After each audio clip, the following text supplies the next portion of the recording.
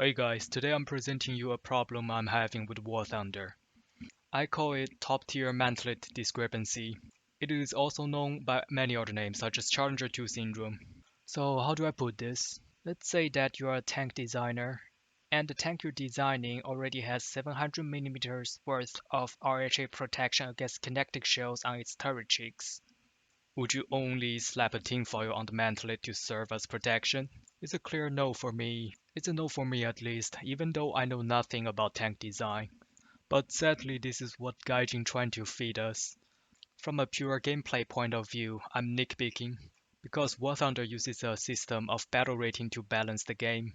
But if you're like me who got interested into studying tank design because of this game called War Thunder, then the mantlet issue will really get into your way of enjoying the game, because realism is a huge part of the game, and the mantlet issue will take away a huge chunk of realism out of this game, which makes the game less fun, less enjoyable. So let's start with some examples. Firstly, the Leopard 2A4. I still remember when it was introduced, the mantlet could have been penetrated by T-54s.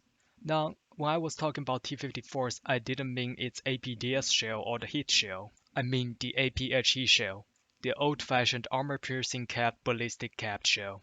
It wasn't long for some player to show Gaijin that there's actually 200 millimeters of armor behind the mantlet.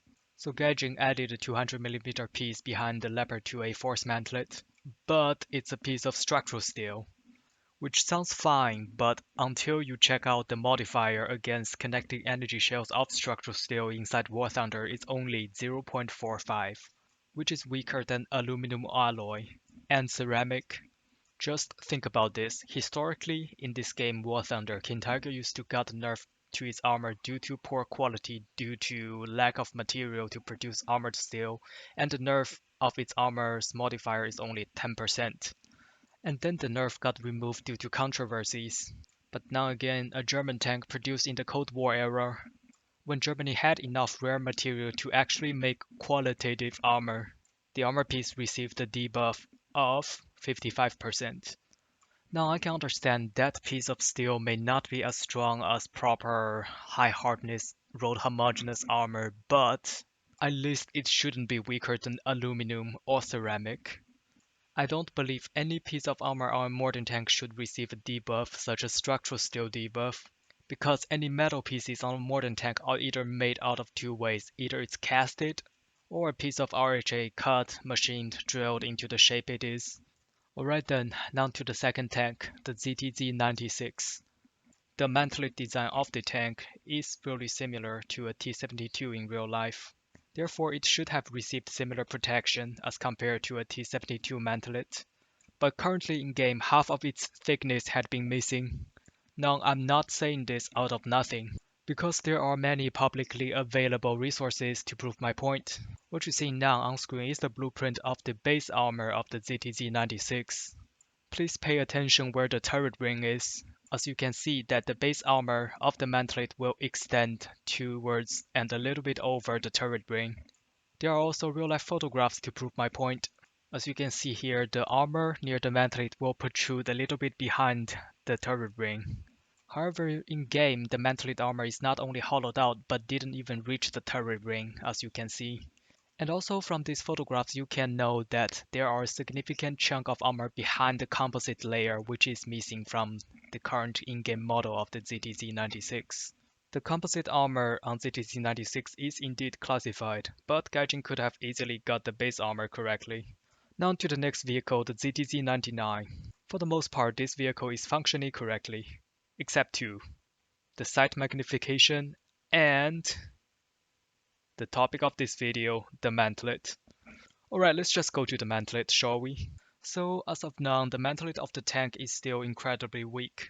Now, to Gaijin's credit, they did try to fix it once shortly after the tank was released. However, they did a abysmal job. So let me show you what's going on. So, a tiny piece of U-shaped armor is placed behind the outer mantlet, or the outer gun breech area. The thickness of the piece is around 150 millimeters, which is rather reasonable. However, the problem is how tiny it is as compared to the actual one in real life. As I was browsing the internet, I found this photo. a photo of the interior of CTZ-99. Now if you look closely to the upper right corner of this photo, you'll see the bridge area of the tank, where you can see that piece of armor Gaijin put there is not U-shaped. Instead, it covered the entirety of the bridge chamber. So what I'm basically saying is that this piece of armor should have extended to cover the entirety of the bridge chamber, instead of being a horseshoe. So far so good, but now let's get into the real juicy bit, the Challenger 2 issue. So if you don't know, let me just quickly explain it to you. Brit player, hey Gaijin, logically there should be more armor behind Challenger 2's mantlet. Gaijin, let me see some proof. Brit player, Challenger 2's design is focused on turret's frontal protection, logically it should be more protected. Gaijin, blah blah blah nonsense, I want actual proof, like official documents, you know. Brit player shows actual official document. And Gaijin calls MI6. So hear me out. Leaking classified document is not funny. Sorry for the joke. It's definitely wrong to leak classified document to a game company, especially a foreign game company. But imagine this, you spent months and months grinding for the top tier vehicle that you want, that you liked, and then realize that it's kind of defective. What would that make you feel? Being cheated, right? Like in the Challenger 2 example, I can easily sympathize. I mean understand, not simp. Like the tank weighs 64 tons. It sacrificed mobility for its armor. What more is, it sacrificed whole armor for the turret armor. Yet, the mantlet area is still weaker than the Russian 45-ton tank. Plus, you probably have spent 2 to 4 months grinding this tank. But still, your mantlet can easily be penetrated by T-72s and Leopard 2A5s. But you can't penetrate their mantlet area so easily. If I was that guy, I probably would have gone insane as him. But luckily I still haven't got to the Challenger 2s yet. And hopefully Gaijin will fix the tank somewhat. Anyway, that's pretty much it for this video. And one last thing is that English content on this channel is pretty rare.